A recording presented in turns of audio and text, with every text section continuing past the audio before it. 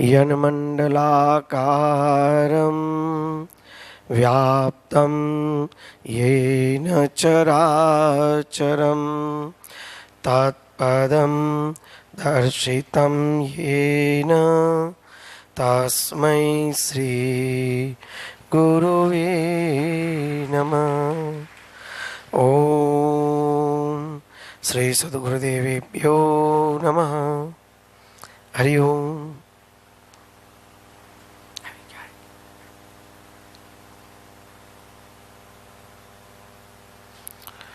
ओम नाववतु सहनोर्भुनक्तु सहर्वीर्यं करवावहे तेजस्विनावदितमस्तु मा द्विद्विषावहे। ओम शांति ओम शांति ओम शांति।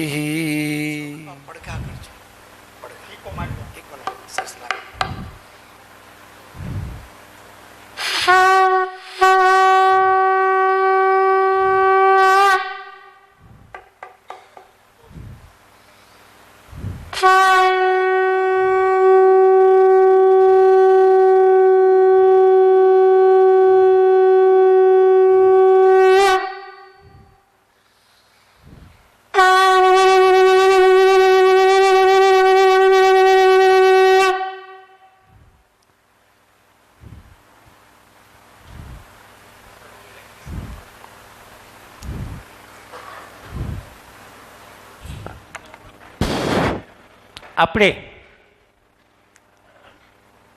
ગઈકાલે અષ્ટાવક્રજીના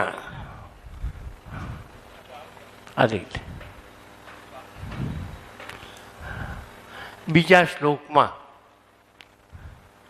જનક રાજા એને જે અનુભૂતિ થઈ છે એ બીજા શ્લોકમાં કહે છે, જેને આપણે બ્રહ્મ જ્ઞાન કહીએ છીએ.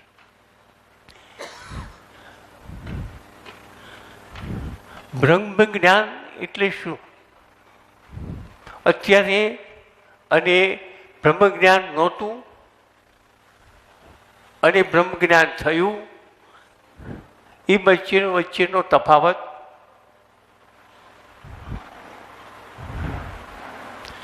બ્રહ્મ જ્ઞાન થયા પહેલા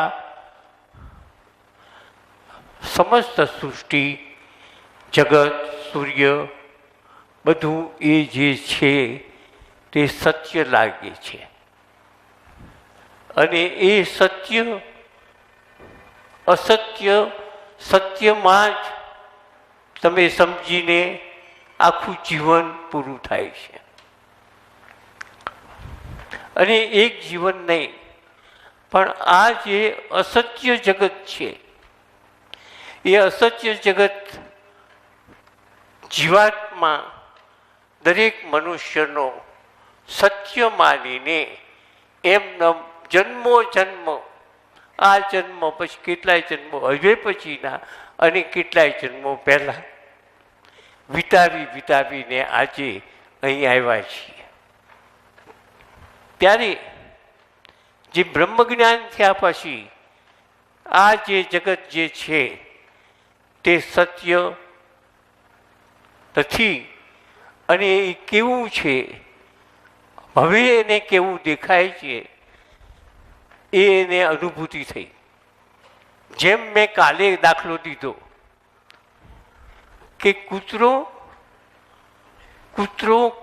લાગતો હતો અને કૂતરો પથ્થરનો હતો. જ્યાં સુધી કૂતરો જ લાગતો હતો ત્યાં સુધી કૂતરો હતો, ભય હતો, સાંકળ હતી. આવી રીતે સત્ય કૂતરો છે એમ સમજીને પોતાનામાં ડર પણ હતો. પણ જ્યારે એ જ ક્ષણમાં એમ થયું કે આ કૂતરો નથી આ તો પથ્થરનો કોતરેલો છે. એટલે જે કૂતરાને સત્ય માનીને બેઠો હતો એ કૂતરો એક ક્ષણમાં પથ્થર થઈ ગયો. એક જ ક્ષણમાં પથ્થર થઈ ગયો. જ્યારે જગત સત્ય લાગે છે, જ્યારે જ્ઞાન થાય છે, ત્યારે આ જગત સત્ય લાગતું નથી. એક જ ક્ષણ હકીકત સત્ય છે અત્યારે તમે બધા જોઈ શકો છો, છતાં અંદરથી કબૂલ નથી થતું કે આ જગત અસત્ય છે. એટલે જે પ્રશ્ન છે, પ્રશ્ન નથી, એની અનુભૂતિ કે છે. અનુભૂતિ કે જેવી રીતે એક હું આ શરીરને પ્રકાશમાન કરું છું, તેમજ જગતને પણ પ્રકાશમાન કરું છું. તેથી સર્વ જગત મારું જ છે, અથવા તો ખરેખર કંઈ જ મારું નથી. આમ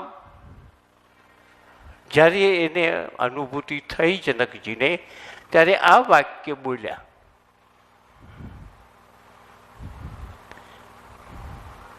હવે એ વાક્ય આમ કેવી રીતે બોલ્યા, એમને શું અનુભૂતિ થઈ, એ આપણે અત્યારે ગઈકાલે અને આજે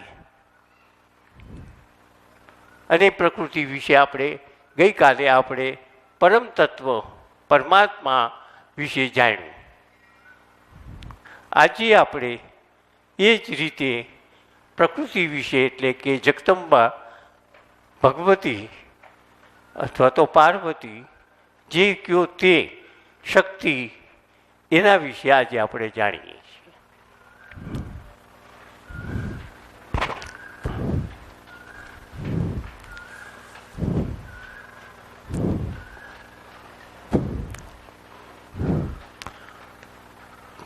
આપણને બધાને એમ થાય કે આના વિશે આટલું બધું આગળ પાછળ જવાની શું જરૂર છે. પ્રકૃતિ જે છે,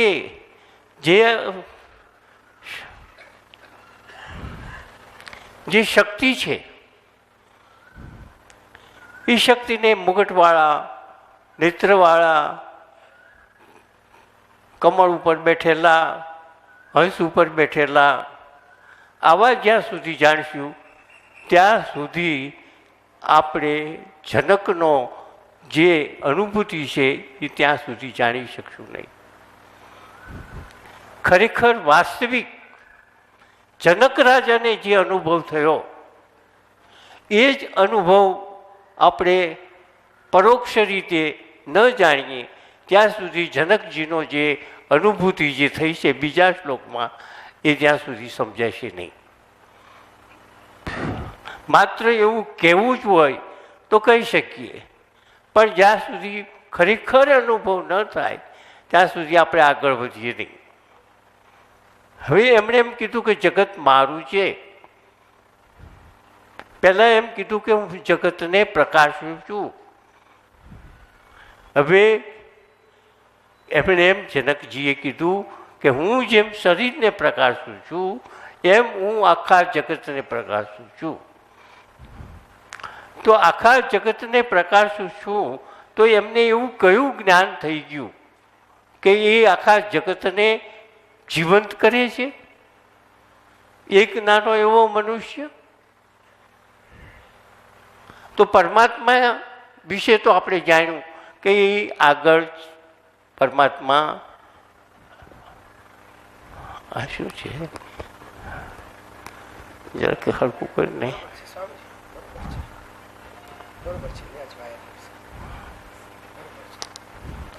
પરમાત્મા સર્વત્ર છે, સર્વકાળે છે, એ આપણે દૃઢ રીતે જાણ્યું છે.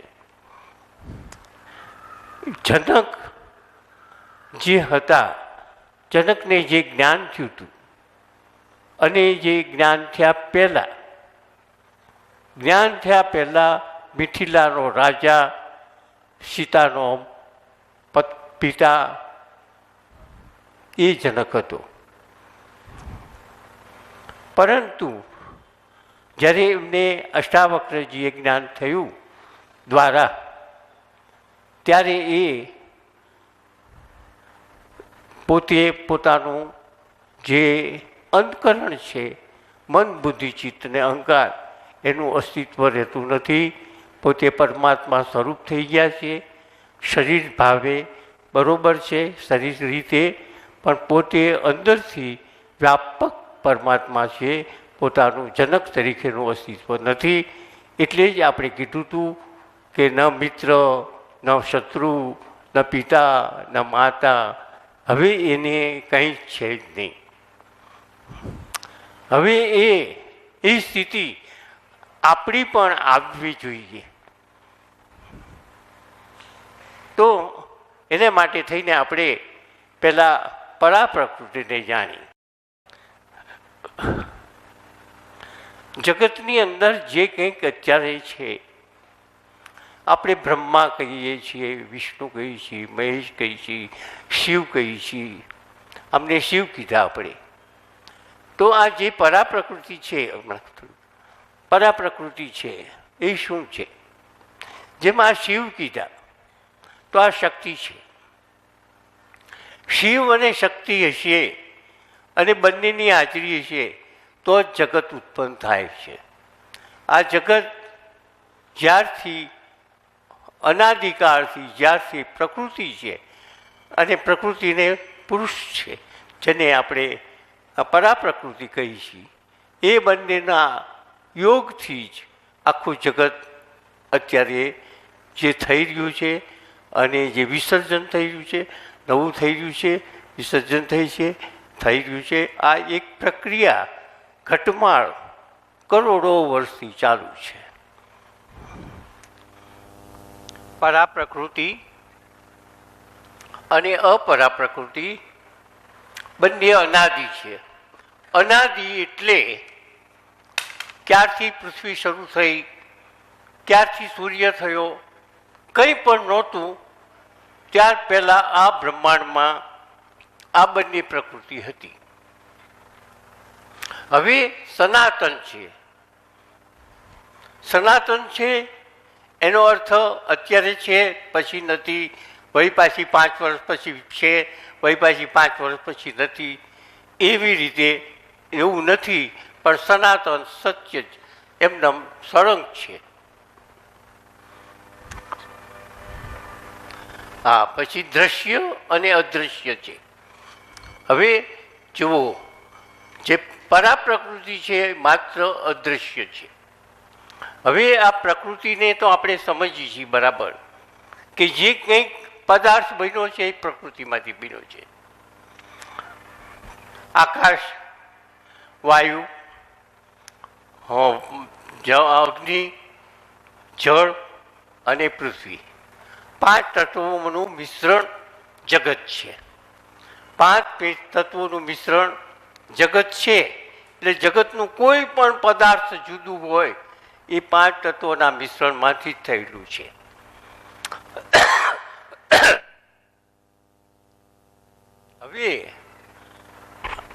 હવે એ જે 5 તત્વોમાંથી મિશ્રણ થયેલું છે તે આપણે એક દાખલો લઈ કે પાણી છે, તો પાણીને આપણે જોઈ શકીએ છીએ, દ્રશ્ય છે.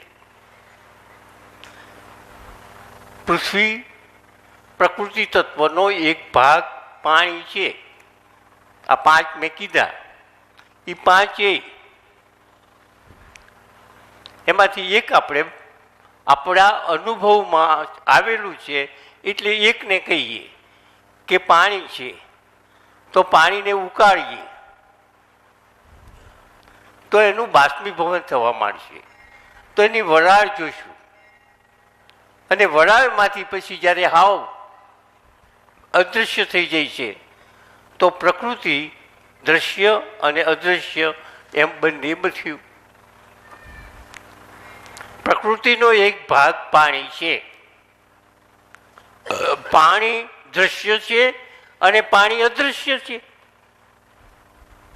અગ્નિ દ્રશ્ય છે, અગ્નિ અદૃશ્ય છે. અગ્નિને આપણે જોઈ શકીએ છીએ, અને લાકડામાં છે, લોખંડમાં છે, કોઈ પદાર્થમાં નથી એવું નથી. છતાં જ્યારે એનું ઘર્ષણ થાય કે કંઈક પણ એનો પ્રક્રિયા ઉત્પન્ન થાય તો એ પાછી પ્રગટ થાય છે. એટલે દ્રશ્ય છે અને અદૃશ્ય છે. વાદળાઓમાં ઘસાય છે ત્યારે વીજળી એટલે અગ્નિ દેખાતી નથી, પણ ઘર્ષણ થાય એટલે તરત જ અગ્નિ દેખાય છે. એટલે જે પ્રકૃતિના એક ભાગ છે એ ક્યારેક દ્રશ્ય થાય છે અને ક્યારેક અદૃશ્ય પણ થાય છે, પણ પરમ તત્વ માત્ર અદૃશ્ય જ છે. એ દ્રશ્ય ક્યારેય થતું નથી. વિકારી અને અવિકારી. વિકારી અને અવિકારી. હવે જુઓ, કોઈ નાનું હતું, બાળક હતું, અને બાળકમાંથી કિશોર અવસ્થામાં આવ્યું, કિશોર અવસ્થામાંથી યુવા અવસ્થામાં આવ્યું, યુવા અવસ્થામાંથી વૃદ્ધાશ્રમમાં આવ્યું, અને વૃદ્ધાવસ્થામાંથી ગયું. કાળું હતું, ધોળું થયું, પીળું હતું, લીલું થયું. કેરી ખાટી હતી, પછી કેરી ગળી થઈ. એટલે જેમાં પરિવર્તન થાય એ વિકાર કહેવાય. દૂધ હતું ને દહીં થઈ ગયું, એમાં વિકાર થયો. એટલે જે પ્રકૃતિ છે, આજે આ માણસનું શરીર છે, વિકાર ક્યાં સુધીનો? આજે આ માણસનું શરીર છે, આ માણસનું શરીર એક દિવસ બાળી નાખશે તો એમાંથી રાખ થશે. જે રાખ છે એ કોઈ ખેતરમાં જશે, અને એ રાખ ખેતરમાં ખાતર તરીકે કામમાં આવશે, અને એના અંદર જે શાકભાજી વાવવામાં આવશે તો એ જે બીજ છે એ ખેંચીને ખાતરમાંથી ખેંચી અને એનું રૂપાંતર કરી અને રીંગણા, બટાકા, કારેલા બનાવશે. તો આ ખેતરનું આ જે શરીર હતું એમાંથી રીંગણા થયા, બટાકા થયા, ઝાડ થયું, ફર્નિચર થયું, ટેબલ થયું.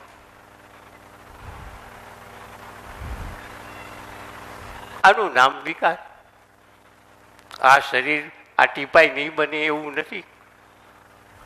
200 વર્ષે આ શરીર ટીપાઈ પણ બને, અને ટીપાઈ આ શરીર પણ બને. આ પ્રકૃતિનું રૂપાંતર ને પ્રકૃતિનું જે ગુણ છે એટલા માટે એને વિકારી અને અવિકારી પણ કહી છે. ત્યાર પછી સૂક્ષ્મ અને સ્થૂળ છે. સ્થૂળ રૂપમાં બરફ છે, સ્થૂળ રૂપમાં બરફ છે, અને એ જ બરફ સૂક્ષ્મ થઈ જાય છે.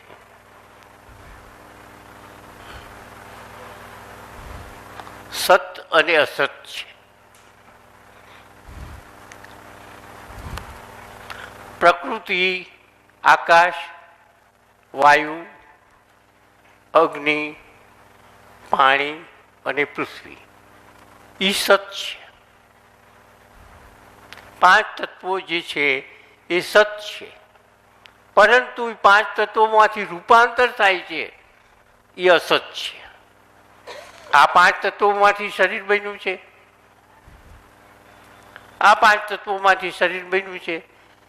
તો એ જ્યારે બાળશે, અત્યારે આવું લાગે છે, તમે જોઈ શકો છો, આવું લાગે છે, પણ જ્યારે એને બાળશે ત્યારે આમાંથી પાણી છે એટલું પાણી પાણીમાં વહી જશે, આમાં અગ્નિ છે, અગ્નિમાં વહી જશે, વાયુ છે, વાયુમાં વહી જશે, પાણી પૃથ્વી તત્વમાં વહી જશે. એટલે બધા તત્વો વળી એટલે વિકારી થયું. સત અને અસત થયું. છેવટે સત હતું તે થયું. અસત જે હતું આ શરીર અસત, અને વાયુ ને અગ્નિ પાણી પૃથ્વી સત. એટલે સત અને અસત બે છે, વ્યાપક અને મર્યાદિત છે.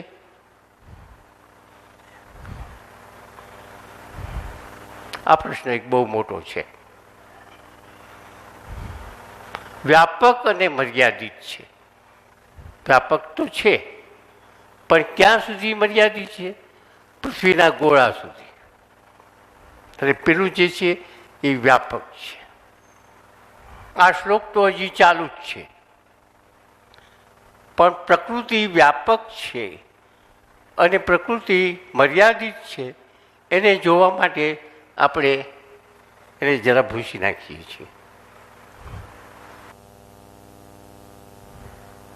હવે જુઓ, આ બોર્ડની સીમા છે, આ સીમા છે, આ સીમા છે, આ સીમા છે, આ સીમા છે. પરમ તત્વ અસીમ છે. તો હવે મારે બોર્ડમાં બતાડવું હોય તો પરમ તત્વ જે અસીમ છે એને કેવી રીતે મારે બતાડવું?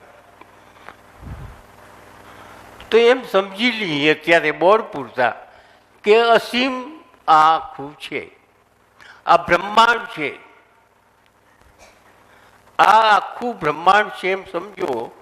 અને આ બ્રહ્માંડની કોઈ સીમા નથી એમ સમજી લઈએ એક વખત અત્યારે બોર્ડમાં સમજવા માટે.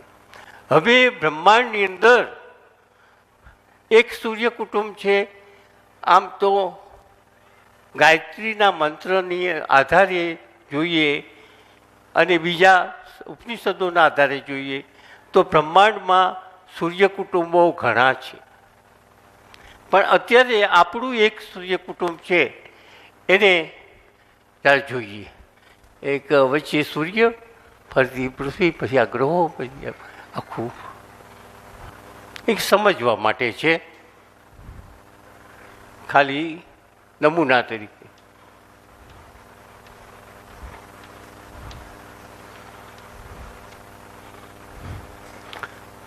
આને પ્રકૃતિ કહેવામાં આવે છે. આ જેનાથી જે બન્યું છે, 5 તત્વોથી બધું બન્યું છે. આ 5 તત્વોનું મિશ્રણ છે. આ સૂર્ય છે, પછી આ બધા નાના મોટા જે છે એ ગ્રહો છે.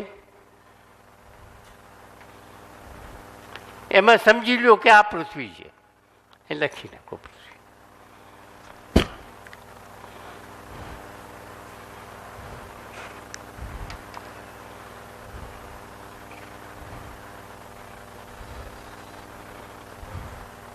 આ બીજા ગ્રહો છે, એવા તો ઘણા ગ્રહો છે. આ પ્રકૃતિ છે. હવે દરેકની મર્યાદામાં છે.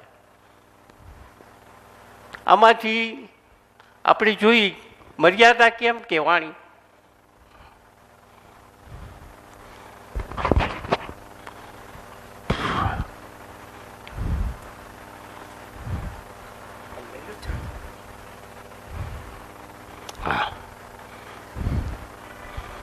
ગ્રહણ, સૂર્યગ્રહણ થાય છે અને ચંદ્રગ્રહણ થાય છે. હવે પછી 5 વર્ષ પછી અમુક મહિનામાં, અમુક સાલમાં, અમુક મહિનામાં, અમુક દિવસે સૂર્યગ્રહણ થશે અને તે દિલ્હીથી આવું દેખાશે, મુંબઈથી આવું દેખાશે, સુરતથી આવું દેખાશે. આટલા કાળમાં, આટલા સમય, મિનિટ, સેકન્ડમાં આટલું જ દેખાશે. પછી આટલું થશે, પછી આવું થશે અને પછી નષ્ટ થઈ જશે. આજથી 5 વર્ષ પછી શું થશે એ આપણા વૈજ્ઞાનિકોએ, એટલે કે આપણા ઋષિઓએ આ શોધ્યું. એનું નામ મર્યાદિત. જે કંઈક અંદર બધું ફરે છે, પૃથ્વી સૂર્ય ફરે છે એના કુટુંબને લઈને, પૃથ્વી ફરે છે, બીજા ગ્રહો ફરે છે, બધું ફરે છે, પણ એને મર્યાદામાં ફરે છે. જો મર્યાદામાં ન ફરતું હોત તો ગ્રહણ 5 વર્ષ પછી આવું થશે એમ કહી શકાત નહીં. એટલે મર્યાદિત છે આ બધી પ્રકૃતિ. અને વાવાઝોડું, વરસાદ, તોફાન, ધરતીકંપ, આ બધું થાય છે ત્યારે આપણે એને અમર્યાદિત કહીએ છીએ. એની કોઈ મર્યાદા નથી હોતી. એટલે પ્રકૃતિ મર્યાદિત છે અને અમર્યાદિત છે. પરંતુ જે ચેતન તત્વ છે, પરમ તત્વ છે, પરમાત્મા છે, એ મર્યાદામાં જ છે. હવે સાથોસાથ એક બીજી વાત છે, એ આ ચિત્રને અનુસંધાન છે એટલે હું તમને વાત કરી દઈ. હવે એટલી તો વાત થઈ અગાઉ કે બ્રહ્મ ક્યાંય નથી એવું નથી, વ્યાપ્ત છે, અસીમ છે. તો આ સીમા બહાર છે, તો સીમાની બહારમાં ગમે ત્યાં ક્યાંય બીજો સૂર્ય કુટુંબ પણ હોઈ શકે. આજે આપણો સૂર્ય કુટુંબ છે એવો બીજો સૂર્ય કુટુંબ પણ હોઈ શકે. તો એ કહીએ આપણે એક નાનો એવો સૂર્ય કુટુંબ બનાવીએ. નાનો એવો, બહુ નાનો એવો, બહુ નાનો એવો, ઘણો મોટો થઈ ગયો, ઘણો મોટો.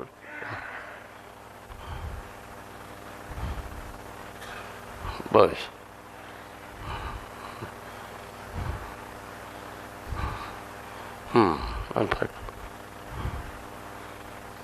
બસ એટલું બસ. હવે આ સૂર્ય કુટુંબ છે અને આ સૂર્ય કુટુંબ છે બ્રહ્માંડમાં. જે અહીં બ્રહ્મમાં છે એ પણ આ બ્રહ્મમાં જ છે. જે અહીં પ્રકૃતિ છે એ જ અહીં પ્રકૃતિ છે. 5 તત્વો અહીં છે એમ ત્યાં પણ હશે, અથવા તો વધતા ઓછા પ્રમાણમાં છે.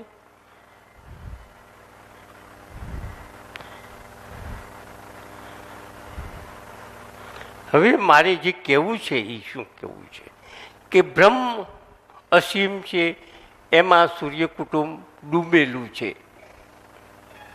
એટલું તો સમજાણું. ને સૂર્ય કુટુંબ ન હોય ત્યાં બહાર અવકાશમાં પણ બ્રહ્મ છે, એ તો સમજાણું. સૂર્ય કુટુંબની બહાર અવકાશમાં પણ બ્રહ્મ છે, અવકાશ છે, એમાં બ્રહ્મ છે, બ્રહ્મ છે. એમાં પણ બ્રહ્મ છે. લખો બ્રહ્મ છે એટલું જ લખો મોટા અક્ષરથી.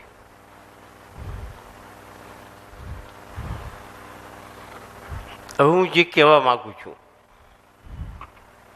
અત્યારે જે વિષય છે જે ચાલી રહ્યો છે એ વિષયમાંથી થોડાક આપણે બહાર છીએ, પણ ચિત્ર દોરાયું છે એટલે હું કહું છું. હવે એટલું જોયું કે બ્રહ્મ સૂર્ય કુટુંબ હોય કે ન હોય, ત્યાં બ્રહ્મ છે અને સૂર્ય કુટુંબ છે ત્યાંય પણ બ્રહ્મ છે.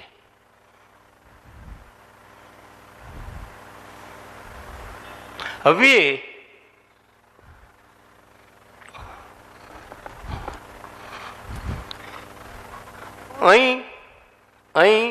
અહીં પ્રકૃતિ નથી.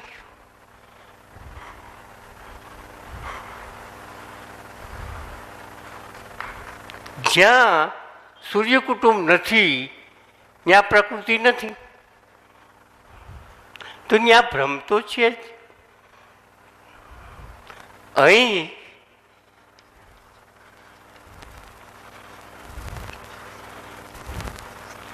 અહીં પ્રકૃતિ અને ભ્રમ બે છે. પ્રકૃતિ વત્તા ભ્રમ.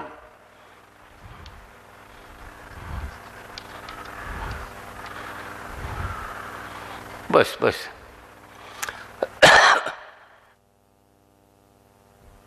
અહીં પ્રકૃતિને ભ્રમ છે, અહીં પ્રકૃતિને ભ્રમ છે. શિવ અને શક્તિ જ્યાં ભેગા થાય છે ત્યાં જ પ્રવૃત્તિ થાય છે. શિવ અને શક્તિ જ્યાં ભેગા નથી થતા ત્યાં ખાલી છે, કાંઈ છે જ.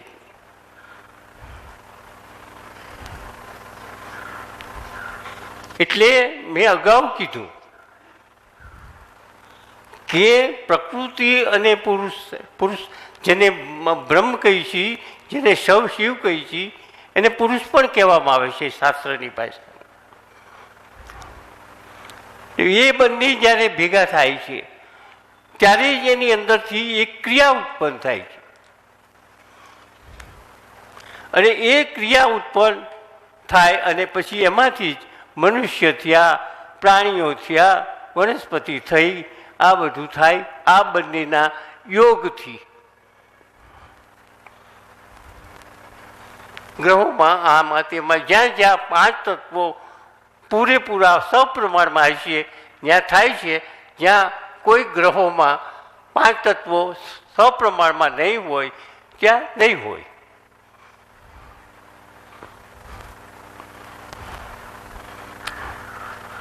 હવે આપણે બ્રહ્મ તત્વ છે અને જે જનકજીએ જે જાણ્યું એ આ રીતે જાણ્યું. પરંતુ આપણે જ્યાં સુધી પૃથ્વીની અંદર જ છીએ, પૃથ્વી બહાર કાંઈ જાણતા જ નથી.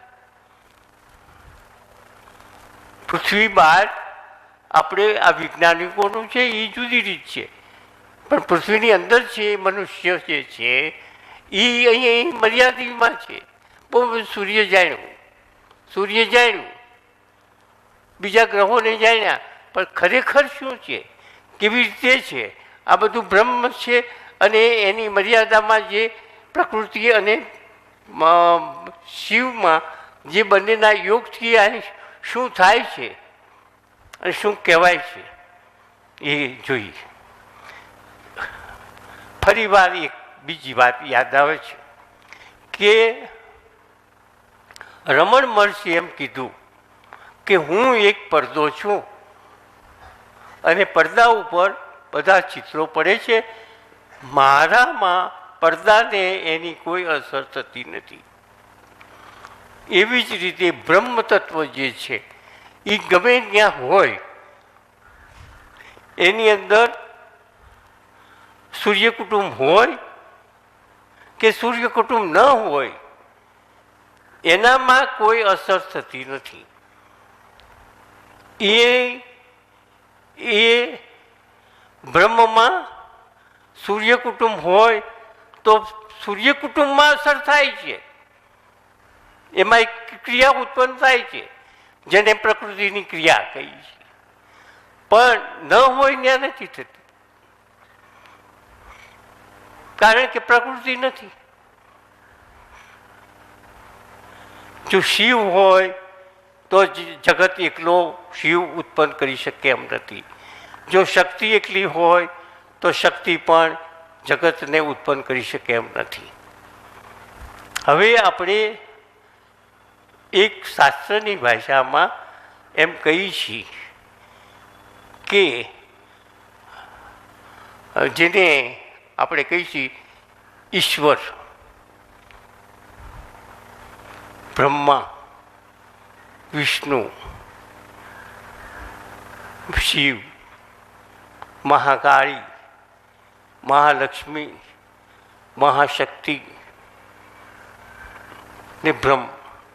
આ શું છે? દરેક જે તત્વો જે છે, દરેક પૃથ્વી ઉપર અને આખા બ્રહ્માંડની અંદર જે સૂર્ય કુટુંબ જે તત્વો છે એ ઈશ્વર બ્રહ્મા, વિષ્ણુ, મહેશ, મહાકાળી, મહાલક્ષ્મી, મહા સરસ્વતી તત્વના રૂપમાં છે. આપણા ઋષિઓએ સમજાવવા માટે થઈને એમના રૂપો આપ્યા છે.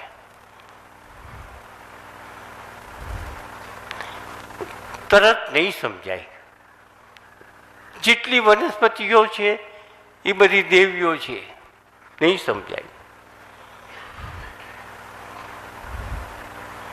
મનુષ્ય અને પ્રાણીઓ માટે જે છે,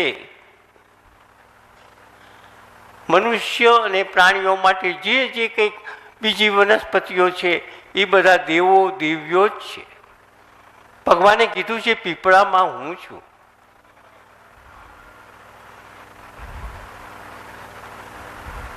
એવી રીતે દરેક વનસ્પતિમાં પણ હું છું. એ મનુષ્ય માટે ને પ્રાણીઓ માટે આ જે છે. હવે એટલે આપણે એ દેવ દેવીઓને સાકાર રૂપમાં હાથ પગવાળા બનાવી અને એને પૂજા કરીએ છીએ. પણ ખરેખર આ જે છે એ પરા પ્રકૃતિ અને અપરા પ્રકૃતિના યોગથી જ આખું એક સંચાલન થઈ રહ્યું છે. હવે અહીં જેને બ્રહ્મ કહી છે અને જે આખા વિશ્વ જે બ્રહ્મની અંદર છે એને ઈશ્વર કહી છે. અહીં ઈશ્વર લખ મોટા અક્ષરથી.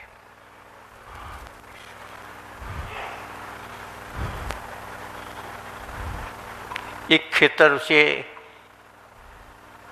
ખેતરમાં દાણા વાવ્યા અને એક દાણામાંથી અનેક દાણા થયા.